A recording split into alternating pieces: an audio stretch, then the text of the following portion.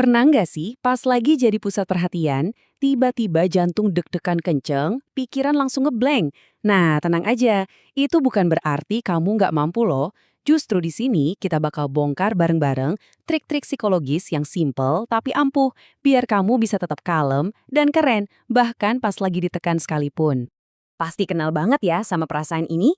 Rasanya tuh kayak ada lampu sorot raksasa yang ngikutin kita kemana-mana, siap nangkep setiap salah gerak sedikit aja.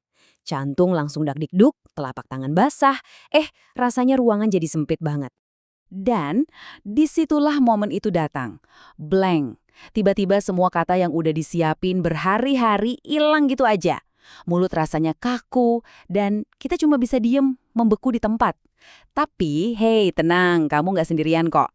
Masalahnya itu bukan karena kamu nggak bisa, tapi karena kamu lagi kejebak di dalam pikiranmu sendiri. Oke, jadi sebenarnya apa sih yang terjadi di kepala kita pas lagi kayak gitu? Ternyata nih, kita semua itu sering banget kejebak dalam satu ilusi psikologis yang ya sangat umum terjadi. Nah, fenomena ini ternyata ada namanya loh, namanya the spotlight effect atau efek sorotan.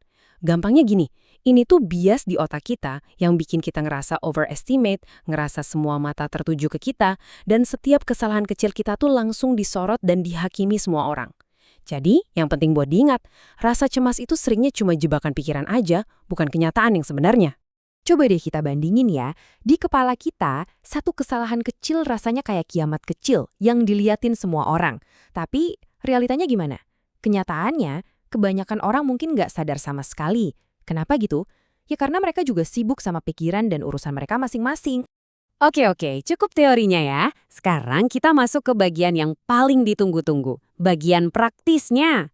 Ada 3 tombol riset mental yang bisa langsung kamu pencet buat ngambil alih kendali pas rasa panik itu mulai nyerang. Trik pertama, ini simple banget tapi efeknya wah luar biasa.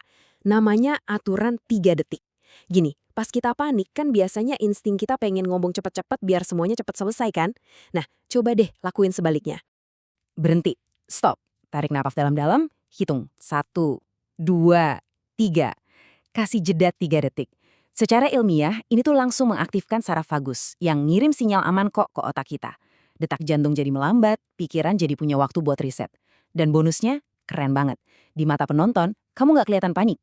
Malah kelihatan kayak lagi ngambil jeda yang dramatis dan bijaksana. Lanjut, trik nomor 2. Nah, yang ini semua tentang mengubah suara-suara di dalam kepala kita, alias dialog internal kita. Waktu kita cemas, fokus kita kan seringnya ke dalam diri sendiri ya.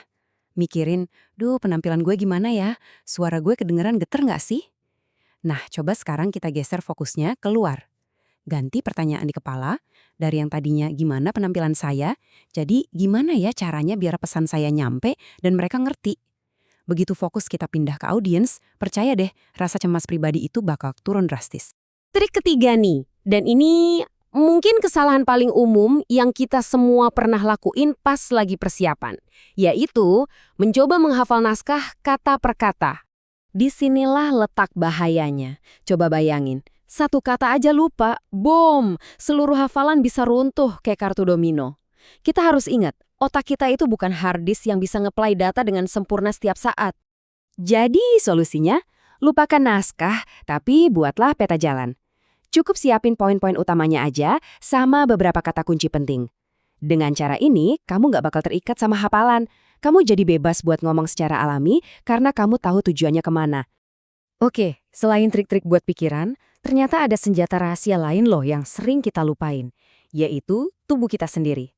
Yuk kita lihat gimana caranya badan kita ini bisa jadi teman terbaik di situasi-situasi genting. Ada konsep psikologi yang keren banget, namanya embodied cognition.